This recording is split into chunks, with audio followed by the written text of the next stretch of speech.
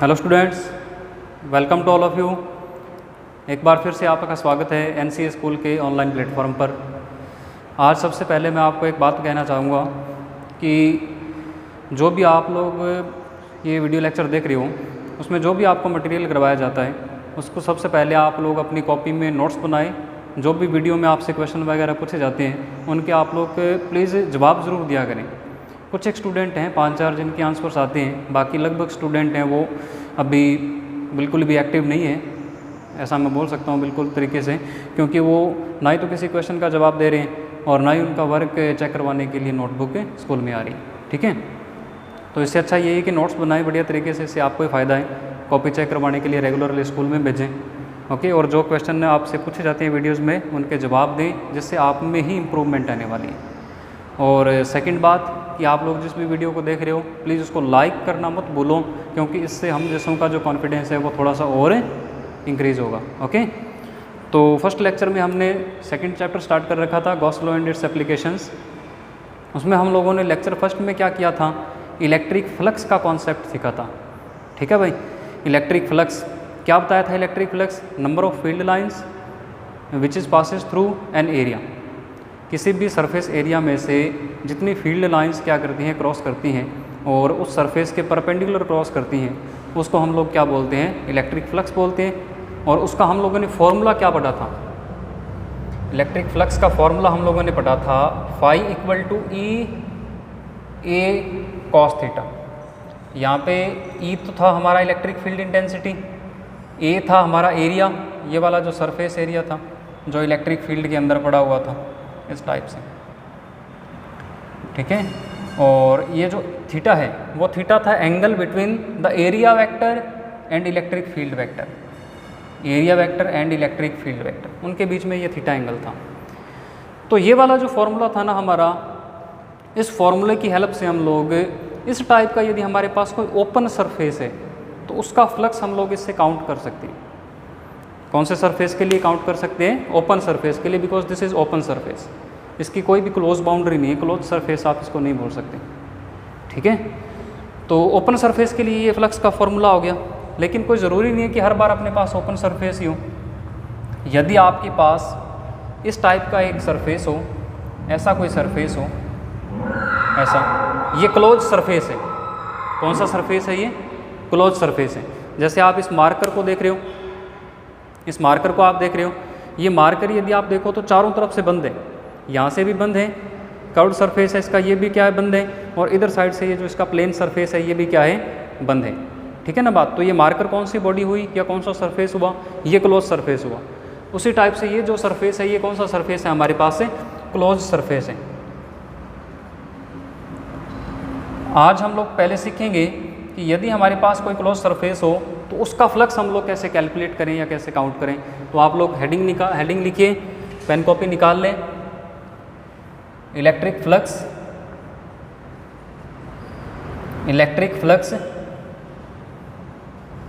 Of a closed surface.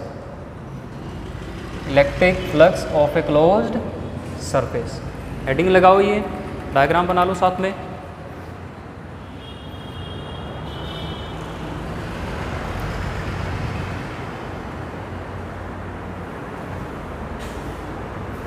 ठीक है जी, तो इसमें देखो आप क्या करोगे, हमारी जो टेक्निक रहेगी, इसमें जो हमारी टेक्निक रहेगी वो रहेगा इंटीग्रेशन मेथड। कौन सा मेथड रहेगा हमारा? Integration method. अब आपको पता है कि इंटीग्रेशन कब हम लोग यूज़ करते हैं? जब हमें थोड़ी सी क्वांटिटी क्या हो, पता हो, और हम उस थोड़ी सी क्वांटिटी से लार्ज क्वांटिटी क्या करना चाहते हो? ऑब्टेन करना चाहते हो, तब हम लोग किसको ऑपरेट करते हैं? इंटीग्रेशन को। तो सबसे पहले मैं क्या करूँगा, इस पूरे एंटायर क्लोज सरफेस को छोटे छोटे क्या कर लेता हूँ? एलिमेंट्स के अंदर क्या कर लेता हूँ? डिवाइड कर लेता हूँ। जैसे ये देखो आप, ये मैंने इस पूरे क्लोज सरफेस को क्या कर लिया? छोटे एलिमेंट्स के अंदर, सरफेस एलिमेंट्स के अंदर क्या कर दिया? मैंने इसको डिवाइड कर दिया या कन्वर्ट कर दिया इसे। अब मैं क्या करता हूँ, जैसे मान लें कि ये वाला इलेक्ट्रिक फील्ड है, इस डायरेक्शन में ये इलेक्ट्रिक फील्ड है।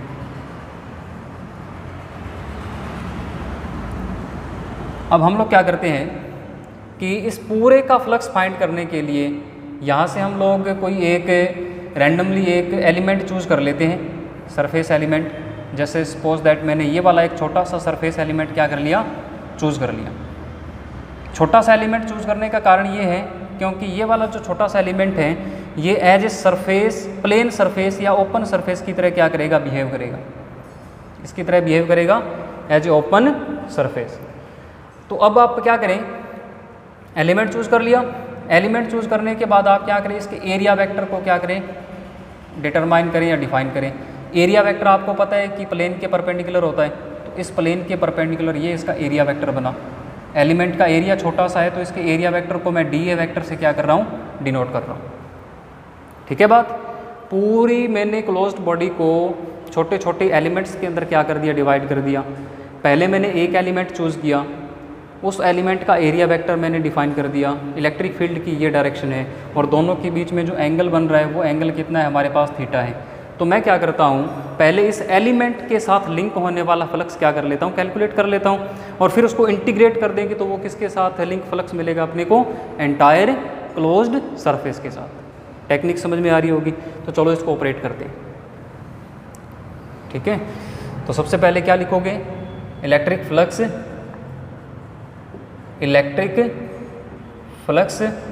Link with electric flux link with infinite small element,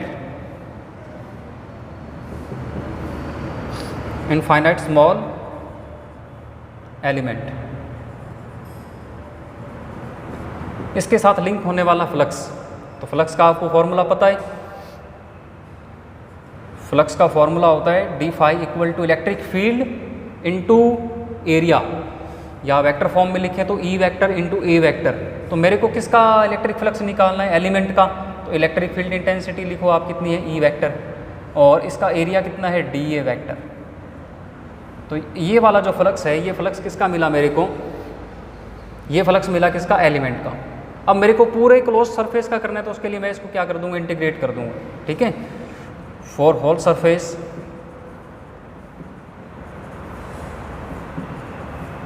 integrate above equation,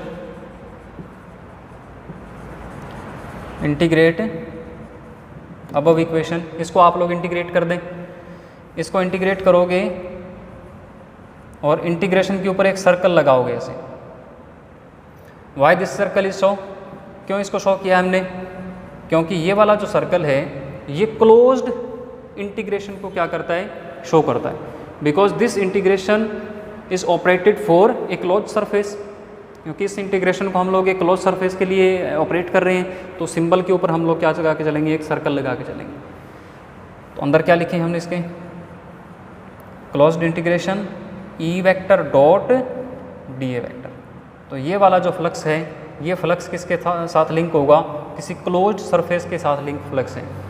आप इसका वेक्टर ये डॉट प्रोडक्ट हटा दें तो मैग्नीट्यूड फॉर्म में इसको भी आप लिख सकते हो, E D A, dot product हटाओगे तो साथ में जो लगेगा वो क्या लगेगा, कॉस ऑफ थीटा। तो ये वाले जो फॉर्मूले हैं, ये फॉर्मूले हैं, ये किसी भी क्लोज्ड सरफेस के साथ लिंक होने वाले क्या हैं, फ्लक्स के फॉर्मूले हैं। इस तरीके से आप इसको क्या करते हो, डिटरमाइन करते हो। इसका स्क्रीनशॉट ले लें।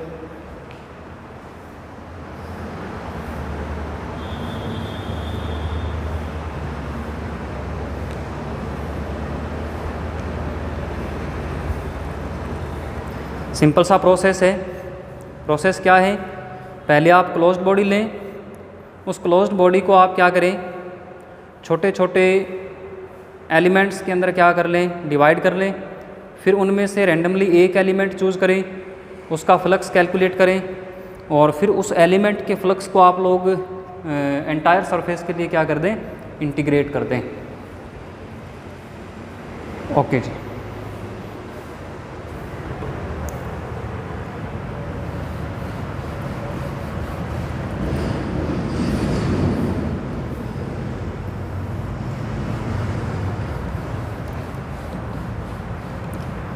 अब हम लोग न्यू टॉपिक लेते हैं अपना, और न्यू टॉपिक है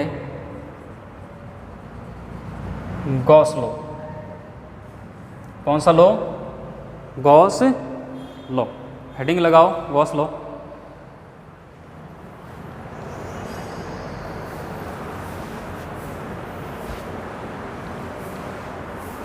बहुत ही इम्पोर्टेंट लॉ है फॉर इलेक्ट्रोस्टैटिक्स और आपके बोर्ड एग्जाम के पॉइंट ऑफ व्यू से, क्योंकि इसमें से 4 नंबर का एक लेंथी क्वेश्चन से पूछा जाता है।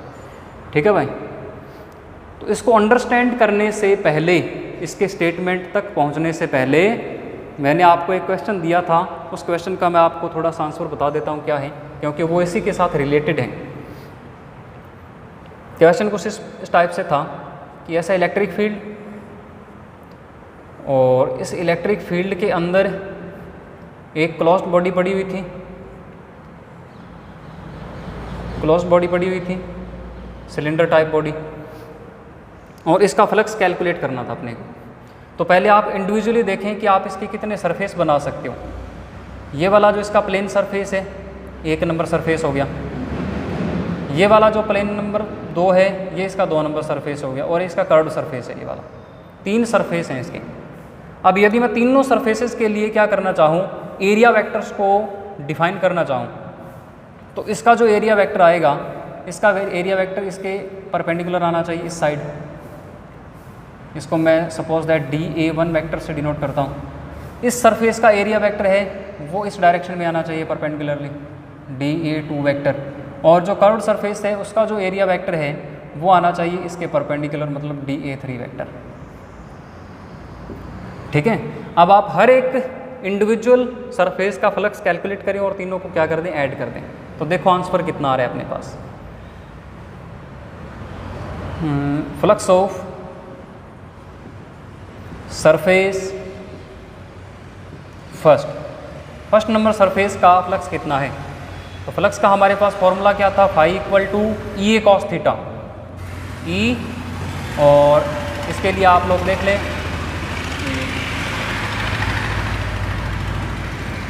DA1 और cos थीटा कितना बनेगा? देखो इसमें थीटा होता है E और A के बीच में एंगल। E तो हमारा है कौन से साइड में, राइट हैंड साइड में, और ये DA1 है वो कौन से साइड में है, लेफ्ट हैंड साइड में। तो थीटा कितना हो, 180 डिग्री, तो यहाँ लिखा cos 180। cos 180 होता है कितना, -1, तो ये बना -E DA1। Okay, let us से this is equation number first. अब आप लोग इसी प्रकार से सेकंड नंबर सरफेस का फ्लक्स कैलकुलेट करें। E DA2 और cos कितना बनेगा अब की बार, 0, क्योंकि दोनों एक ही डायरेक्शन में है। DA2 और E दोनों एक डायरेक्शन में, तो ये 0, E और DA2 cos 0 + 1 होता है। इसी टाइप से फाई 3 निकालें आप, E DA3 और DA3 और E के बीच में कितना एंगल है, 90 डिग्री का एंगल है, तो ये तो वैसे 0 बनने वाला है। cos 90 कितना बन जाता है, 0, तो फाई 3 कितना मिला अपने को, 0। अब आप देखो कि plane number surface number first और सरफेस नंबर 2, इनका जो ये एरिया है ना ये सेम होगा, DA1 equal to DA2, cylinder के लिए सेम होते हैं DA। तो जब आप इनको दोबारा से सब्स्टिट्यूट करोगे, DA1 और DA2 की जगह DA पुट करोगे, तो माइनस का EDA और प्लस का EDA दोनों क्या हो जाएंगे, कैंसिल, तो फाई नेट फ्लक्स इसका कितना मिलेगा अपन लोगों को, 0 मिलेगा। ये इसका आंसर था आपका। इसका पहले तो आप स्क्रीनशॉट ले लें। इन्हीं क्वेश्चंस की हेल्प से हम लोग किसका स्टेटमेंट अंडरस्टैंड करेंगे, गॉस लॉ का स्टेटमेंट अंडरस्टैंड करेंगे। ठीक है जी। अब यदि आपसे ये बोल दिया जाए, पहले तो आप इस कंडीशन में देखो कि जो हमारा इलेक्ट्रिक चार्ज होगा वो इस सिलेंडर के अंदर होगा या बाहर होगा।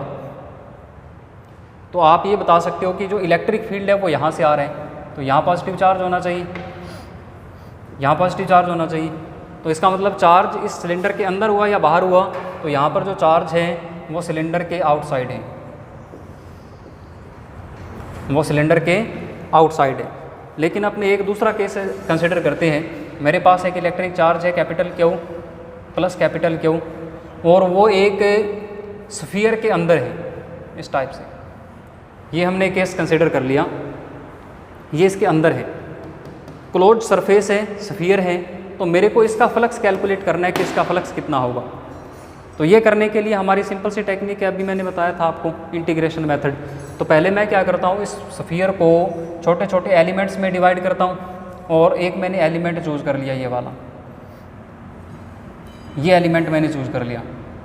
इस एलिमेंट पर जो इलेक्ट्रिक फील्ड होगा उसकी डायरेक्शन बताओ क्या होगी, क्योंकि प्लस चार्ज है तो इलेक्ट्रिक फील्ड यहाँ पर होगा आउटवर्ड डायरेक्शन में, रेडियली आउटवर्ड, ई वेक्टर। और इसका जो एरिया वेक्टर होगा वो भी परपेंडिकुलर होना चाहिए, डी ए वेक्टर। और मान लेता हूँ कि स्फीयर की जो रेडियस है वो कितनी है, कैपिटल आर है। तो अब मेरे को क्या करना है, कॉन्सेप्ट के अकॉर्डिंग मेरे को पहले इस एलिमेंट का फ्लक्स निकालना है और उसको एंटायर सरफेस के लिए क्या कर देना, इंटीग्रेट कर देना। ठीक है, तो हमारे पास मैं डायरेक्ट फॉर्मूला लिख लेता हूँ, फाई इक्वल टू क्या था, क्लोज इंटीग्रेशन ई डी ए कॉस थीटा। अब इस कंडीशन में जो थीटा है ना, वो थीटा अपना कितना है, 0 डिग्री है, बिकॉज ई और डी ए दोनों सेम डायरेक्शन में है। ये थीटा 0 होगा तो कॉस 0 कितना रहेगा हमारा, +1। तो जो फाई है वो किस में कन्वर्ट हो गया, close integration E D A. अब ये ई क्या चीज़ है, ई है electric field on the element, electric field on the element, और एलिमेंट है इस स्फीयर के सरफेस पर। एलिमेंट कहाँ पे है, इस स्फीयर के सरफेस पर। और ये वाला जो एलिमेंट है इस चार्ज से कितने डिस्टेंस पर है, आर डिस्टेंस पर है। तो अपने को पता है कि डिस्टेंस की टर्म में इलेक्ट्रिक फील्ड का जो फॉर्मूला होता है वो क्या होता है, ई इक्वल टू के क्यू ओवर आर स्क्वायर। और के की वैल्यू कितनी होती है, 4 पाई एप्सिलॉन नॉट और आर स्क्वायर। ये वैल्यू आप ई की इसमें पुट कर दें, और जो कांस्टेंट है सारे वो बाहर निकाल लें। क्यू कांस्टेंट है और 4 pi epsilon not R square ये कांस्टेंट है। Close integration D A. अब क्लोज इंटीग्रेशन डी ए को सॉल्व करो आप। इस डी ए के क्लोज इंटीग्रेशन का मतलब ये है कि यदि मैं इस एंटायर सरफेस पर ऐसे एलिमेंट को क्या करता जाऊँ, ऐड करता जाऊँ।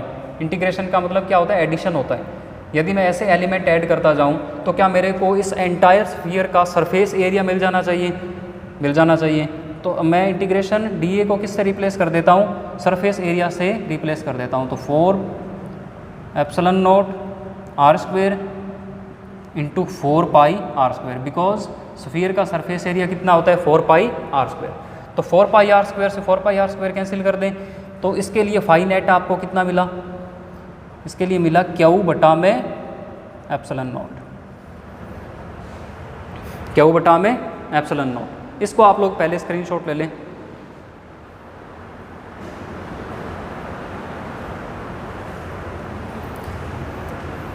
अब देखो इन दोनों केसेस में क्या डिफरेंस है। इस केस में हमारा जो इलेक्ट्रिक चार्ज है वो क्लोज्ड बॉडी से आउटसाइड था, यहाँ पर जो हमारा इलेक्ट्रिक चार्ज है वो इस क्लोज्ड बॉडी के इनसाइड है। तो बड़ा एक कंक्लूजन ये निकला कि यदि हमारा इलेक्ट्रिक चार्ज किसी क्लोज्ड बॉडी से आउटसाइड है तो उस क्लोज्ड बॉडी से लिंक होने वाला नेट फ्लक्स हमेशा कितना रहता है, 0 रहता है। लेकिन यदि उसी चार्ज को हम लोग किसी क्लोज्ड बॉडी के अंदर रख दें तब उस क्लोज्ड बॉडी से लिंक फ्लक्स की वैल्यू अपने को क्या मिलती है, नॉन ज़ीरो मिलती है। क्या मिलती है अपन लोगों को, नॉन ज़ीरो मिलती है। यही हमारा जो बेसिक कॉन्सेप्ट है वो किसका है, गॉस लॉ का है। गॉस लॉ हमेशा डील करेगा, देखना, जब चार्ज इस सरफेस के अंदर होगा। बिकॉज हमने ये कंक्लूजन निकाल लिया कि जब चार्ज इससे सरफेस से बाहर होगा तो नेट फ्लक्स कितना आएगा, 0। लेकिन जब चार्ज सरफेस के इनसाइड होगा तब नेट फ्लक्स की वैल्यू क्या होगी, नॉन ज़ीरो होगी। अपने आप में यही गॉस लॉ है। अब बस इसका मैथमेटिक फॉर्म अपने को क्या करना है, अंडरस्टैंड करना है। इसको आप लोग पहले ऐसे नोट कर लें जैसा भी आपको लिखवाया है।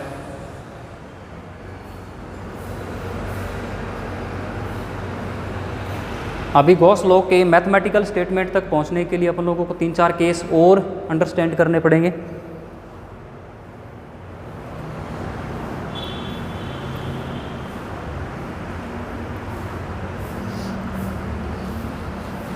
चलो ठीक है, अब आप माने कि ये स्फीयर अपने पास, और ये स्फीयर के अंदर सेम वही पॉजिटिव चार्ज, और इस स्फीयर के ऊपर मैं एक ना क्यूब रख देता हूँ इस टाइप से।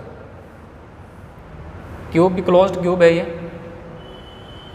ये मैं इसके ऊपर रख देता हूँ। तो अब आप बताओ कि इस क्यूब के साथ लिंक होने वाला जो फ्लक्स है वो कितना होगा। इस क्यूब के साथ लिंक होने वाला फ्लक्स कितना होगा। तो बेसिकली फ्लक्स है क्या? फ्लक्स है number of field lines which is passes through an area. तो आप लोग इसके फील्ड लाइंस बनाए इस टाइप से बनेंगे।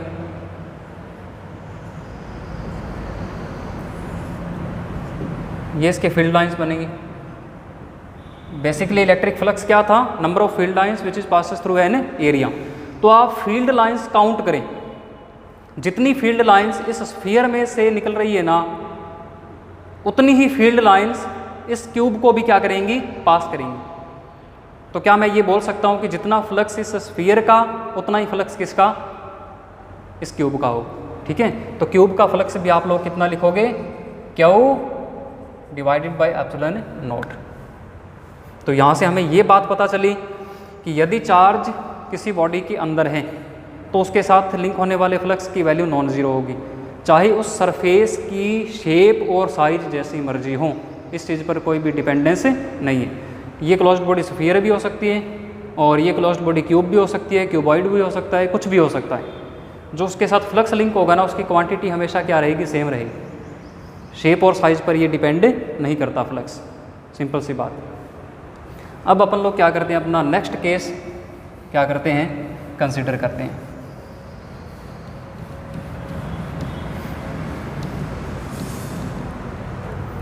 हाँ जी, नेक्स्ट केस में आप मान लें कि अपने पास एक इस टाइप से क्लोज्ड बॉडी है। ये क्लोज्ड बॉडी है और इस क्लोज्ड बॉडी के आउटसाइड एक चार्ज रखा हुआ है। तब हम लोग क्या बोलेंगे? जो इसके फील्ड लाइंस हैं वो कुछ इस टाइप से होंगे, प्लस चार्ज की फील्ड लाइंस इस टाइप से। तो आप इस कंडीशन में ये देख सकते हो कि जितनी फील्ड लाइंस सरफेस के अंदर एंटर कर रही हैं उतने ही फील्ड लाइंस इस सरफेस में से बाहर भी निकल रहे हैं। तो इस सरफेस का नेट फ्लक्स कितना होना चाहिए? तो इस सरफेस का नेट फ्लक्स कितना होना चाहिए? ज़ीरो होना चाहिए, क्योंकि जितने फील्ड लाइंस इंटर किए उतने फील्ड लाइंस क्या करके हमारे इसको क्रॉस भी करके पास करके इसको। लेकिन क्या इस सरफेस पर इलेक्ट्रिक फील्ड की वैल्यू ज़ीरो है क्या? फाई नेट तो हमने बता दिया कि ज़ीरो है। क्या इलेक्ट्रिक फील्ड ज़ीरो होगा क्या? इलेक्ट्रिक फील्ड ज़ीरो नहीं होगा। क्यों? क्योंकि इस चार्ज की कुछ ना कुछ तो डिस्टेंस होगी सरफेस से, और कुछ डिस्टेंस होगी तो इलेक्ट्रिक फील्ड कितना आएगा अपने पास? K Q divided by R square. It means phi net तो ज़ीरो हो सकता है लेकिन इलेक्ट्रिक फील्ड कभी भी ज़ीरो नहीं हो सकता। इस बात को आप लोग ध्यान रखें। अभी मैं इसी मतलब फैक्ट को मैं इम्प्लीमेंट करूँगा और स्टेटमेंट अपने तैयार करेंगे गॉस लॉ का। धीरे धीरे हम इस बात को लॉ में कन्वर्ट कर देंगे। उसके बाद आप एक सिचुएशन कंसिडर करें कि अपने पास एक क्लोज्ड सरफेस, इसके अंदर दो चार्ज पड़े हुए हैं, Q1 Q2, और इसके बाहर एक चार्ज पड़ा हुआ है Q3 ऐसे। अब यदि मैं आपसे पूछूं क्लोज इंटीग्रेशन E और E1 dA वेक्टर, ये कितना आएगा? E1 मीन्स किसका इलेक्ट्रिक फील्ड? Q1 चार्ज का इलेक्ट्रिक फील्ड इस सरफेस पर। तो आप बताओगे कि ये किसके इक्वल आना चाहिए? क्योंकि अभी हमने बताया था क्लोज्ड सरफेस के लिए क्या होता है, इसकी हमने कैलकुलेशन की थी फर्स्ट केस में ही, तो वो हमने Q divided by epsilon not निकाला था। तो मैं E1 लिखा हूँ तो इसके करस्पॉन्डिंग चार्ज कौन सा लेना पड़ेगा? Q1 divide epsilon not. इसी टाइप से यदि आपसे पूछा जाए कि E2 वेक्टर डॉट dA कितना होगा, तो ये आप बताओगे कि Q3 डिवाइड एप्सिलॉन नॉट होगा। अब यदि सेम इसी प्रकार से पूछूं कि E3 vector dot dA vector ये कितना होगा, तो ये आप बताओगे कि सर ज़ीरो होगा। क्यों ज़ीरो होगा? क्योंकि ये केस अपना क्या बोलता है कि यदि इलेक्ट्रिक चार्ज बाहर है सरफेस से तो नेट फ्लक्स कितना होगा उसका? ज़ीरो होगा। अब ये Q3 चार्ज ज़ीरो है, बाहर है, तो Q3 चार्ज का जो फ्लक्स होगा वो कितना आना चाहिए? ज़ीरो आना चाहिए। तो यदि मैं इन तीनों इक्वेशंस को क्या कर दूं? ऐड कर दूं, तो इस पूरे सरफेस का जो नेट फ्लक्स है वो मेरे को क्या हो जाना चाहिए? मिल जाना चाहिए। तो मैं इनको ऐड कर लेता हूँ। Phi net equal to integration, add करेंगे तो E1 vector plus E2 vector plus E3 vector dot dA vector equal to right hand side term को ऐड करें Q1 plus Q2 divided by epsilon not. तो E1 plus E2 plus E3 क्या ये net electric field है इस surface पर? तो आप कहोगे कि जो बिल्कुल नेट इलेक्ट्रिक फील्ड है। क्यों? E1 किसका इलेक्ट्रिक फील्ड? Q1 का। E2 किसका इलेक्ट्रिक फील्ड? Q2 का। E3 किसका इलेक्ट्रिक फील्ड? Q3 का। तो E1 plus E2 plus E3 ये इन तीनों चार्जेस का नेट इलेक्ट्रिक फील्ड है। कहाँ पर? इस क्लोज्ड बॉडी के सरफेस पर। तो इसको हमने लिखा closed integration E net vector dot D A vector. अब देखो इधर राइट साइड क्या है ये? Q1 plus Q2, Q1 plus Q2 only वो चार्जेस लिए हैं जो इस सरफेस के इनसाइड है। Q इन इसको डिनोट कर दिया हमने और डिवाइडेड बाय एप्सिलॉन नॉट। यही हमारा क्या है? गॉस लॉ है। यही कौन सा लॉ है? हमारा गॉस लॉ है। अब गॉस लॉ देखो बोलता क्या है? गॉस लॉ का ये स्टेटमेंट है कि किसी भी क्लोज्ड बॉडी पर उसके सरफेस इंटीग्रल को यदि हम लोग फाइंड कर लें, किसी भी क्लोज्ड बॉडी के लिए इलेक्ट्रिक फील्ड का सरफेस इंटीग्रल ले लें तो वो किसके इक्वल होगा? Charge in closed by body divided by epsilon not. इसके इक्वल होगा ये। इसी को बोलते हैं गॉस लॉ। कौन सा लॉ बोलते हैं इसको हम लोग? Gauss law. इसको गॉस लॉ बोलते हैं। तो चलो मैं इसका स्टेटमेंट आपको बता देता हूँ। स्टेटमेंट इसका ये है,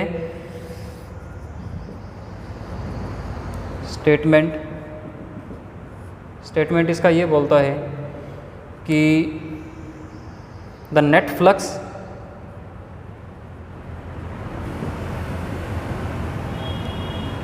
of a closed body, the net flux of a closed body always equal to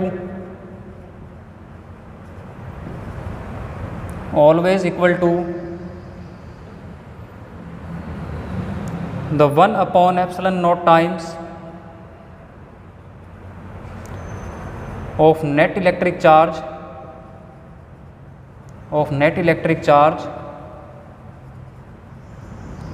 enclosed by the surface.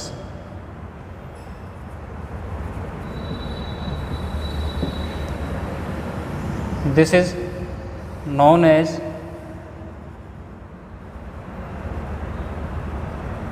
Gauss law और ये इसका मैथमेटिकल स्टेटमेंट है। ठीक है जी, इसका स्क्रीनशॉट कर लें।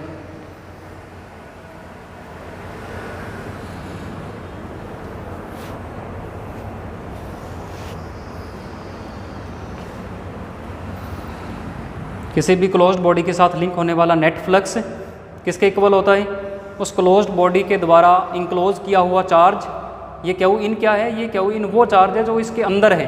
बाहर के चार्ज को देखो इसमें कंट्रीब्यूट हमने नहीं लिया है, ओनली अंदर का चार्ज लिया, नेट चार्ज अंदर का, डिवाइडेड बाय एप्सिलॉन नॉट। और उसी को हमने स्टेटमेंट में क्या कर दिया? कन्वर्ट कर दिया। ये हमारा गॉस लॉ है। अब मैं इस गॉस लॉ से रिलेटेड आपसे कुछ थ्योरेटिकल क्वेश्चंस करता हूँ, उनके जवाब आप मेरे को ज़रूर दोगे यदि आप लोग गॉस थ्योरम को समझे हो या नहीं, इससे आपको पता चल जाएगा। पहला मेरा क्वेश्चन ये है कि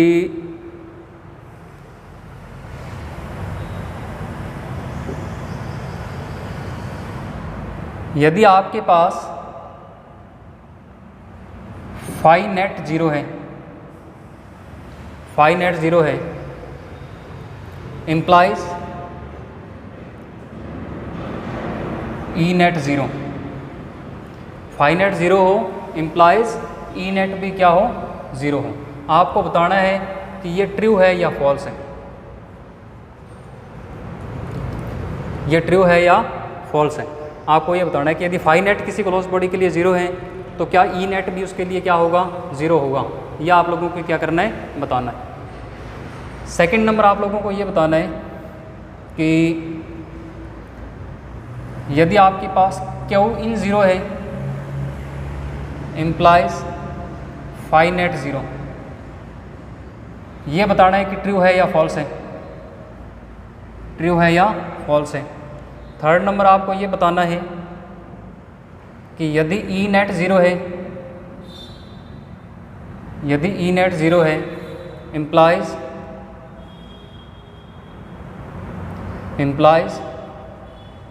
Q इनसाइड ये अपना क्या है, 0 है। ये बताना है ट्रू है या फॉल्स है। ये 3 क्वेश्चन है मेरे, ये इसी थ्योरी में से मैंने आपसे बनाए हैं। इनके जवाब आप लोग बताओगे कि कौन सा ट्रू है कौन सा फॉल्स है।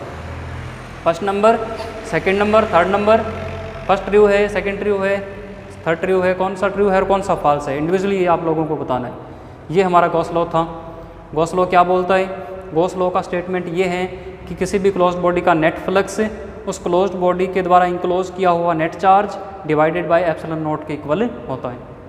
या आप ये भी बोल सकते हो कि किसी क्लोज्ड बॉडी का इलेक्ट्रिक फील्ड का सरफेस इंटीग्रल, किसी क्लोज्ड बॉडी के लिए इलेक्ट्रिक फील्ड का, नेट इलेक्ट्रिक फील्ड का क्लोज्ड इंटीग्रल किसके इक्वल होता है?